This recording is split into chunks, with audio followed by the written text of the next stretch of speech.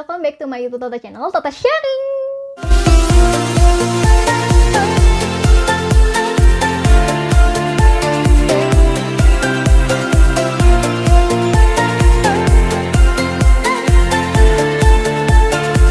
Pernah nggak sih kalian memperhatikan di sekeliling kalian, ya bukan di sini tapi di sana, melihat teman-teman, orang lain, bahkan di story yang dipoto-foto tuh menu makanannya yang mereka makan pada saat berbuka puasa.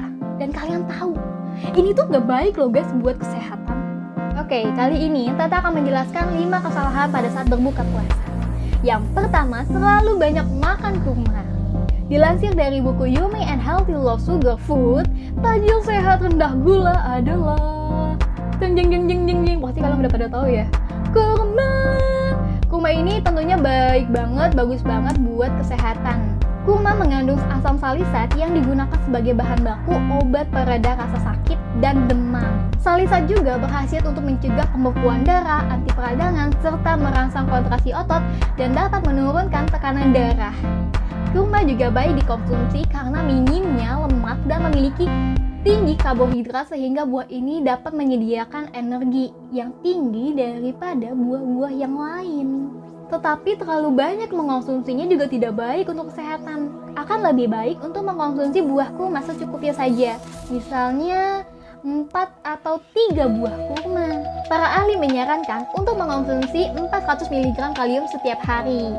Anjuran makan kurma tersebut setara 65 gram atau maksimal 5 butir buah kurma kering sehari. Jadi jangan sampai per jam kalian tuh ngonsumsi 5 buah kurma, itu gak baik banget buat tubuh. Konsumsi ekstra kalium dapat membuat dinding arteri tetap elastis yang dapat berfungsi secara normal.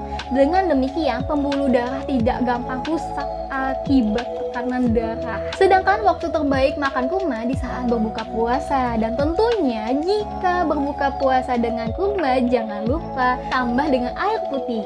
Maka kandungan gula dalam kurma cepat diserap oleh tubuh untuk menghasilkan energi. Yang kedua, langsung makanan berat. Menyegerakan berbuka puasa bukan berarti langsung menyantap makanan yang berat.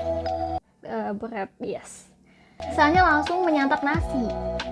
Jika lambung langsung diberi hidangan berat seperti nasi, jelaslah lambung akan kelelahan melakukan kerja setelah 14 hari. Setelah 14 jam mereka beristirahat. Dan jika hal ini terus dibiarkan begitu saja gitu ya, maka akan berdampak buruk bagi kesehatan terutama sistem kerja lambung. Bahkan lambung bisa terluka dengan kebiasaan buruk ini. Dampaknya perut akan menjadi kembung, mual, dan terasa perih. Makanan berat dapat membuat kadar gula tinggi yang mengakibatkan tubuh menjadi lemes. Alhasil kelebihan itu akan dibuang melalui darah ke saluran cerna.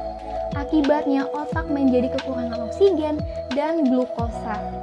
Akan lebih baik untuk mengonsumsi makanan berat ini setelah 1 atau 2 jam setelah menyantap makanan hidangan ringan atau makan biskuit atau makan kurma. Ya intinya sih gulanya tuh nggak berlebihan banget gitu. Yang ketiga, banyak makanan manis-manis. Ya kita pernah dengar kan namanya berbukalah dengan yang manis-manis. Iya, tapi ya maksudnya tuh manis-manisnya itu tuh gulanya tuh nggak usah lebay-lebay banget gitu. Banyak di mana-mana. Ya gini ya teman-teman ya.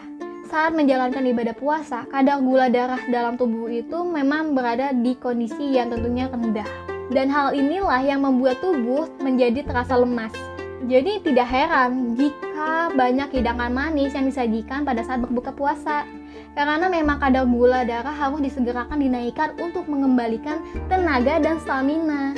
Namun kesalahan yang sering dilakukan adalah terlalu banyak mengonsumsi makanan dan minuman yang manis-manis. Baiknya dihentikan konsumsi makanan dan minuman yang manis-manis. Bahkan dengan mengkonsumsi 1 gelas teh manis aja itu udah bisa menaikkan kadar gula setelah berpuasa. Dikutip dari pakar ahli gizi, Dr. Titis Hekarinda, kalau puasa itu yang penting adalah sahurnya. Jadi harus sahur. Kadang-kadang karena sudah kenyang, karena makan takjilan terlalu banyak pas berbuka puasa, jadi kita tuh makan beratnya tuh terlalu larut malam. Dan nanti pas sahurnya itu seharusnya kita makannya tuh banyak malah jadi sedikit. Please lah, jangan sampai kalian sahur makannya tuh sedikit. Pas berbuka kalian malah kayak balas dendam gitu. langsung makannya tuh banyak banget, semua makanan yang manis-manis, yang pedas, yang asin digabung, pokoknya banyak banget sampai kalian kenyang.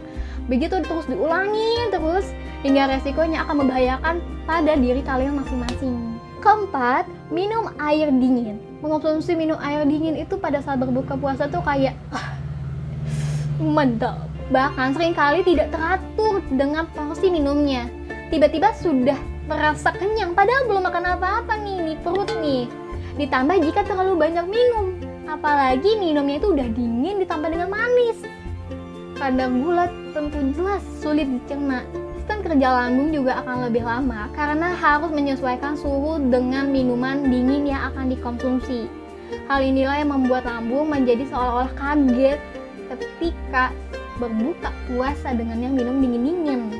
Karena lambung ini tidak bekerja selama 14 jam, tiba-tiba dikasih makanan atau minum yang dingin langsung boom. Kaget. Jadi sangat penting untuk memilih makanan dan minuman yang masuk ke lambung pertama kali. Misalnya bisa disesuaikan dengan suhu lambung, yaitu sekitar 26-27 derajat Celcius.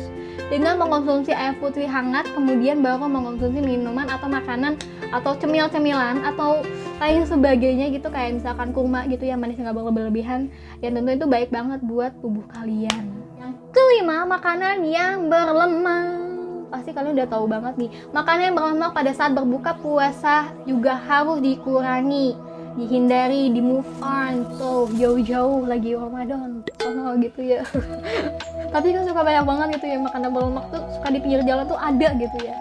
Jenis makanan tersebut terbukti mudah dicerna sehingga membuat seseorang ini mudah lapar, guys. Selain itu, makanan tinggi lemak dan gula juga bisa memicu pertambahan berat badan yang tentunya tidak kita inginkan atau meningkat secara drastis gitu ya.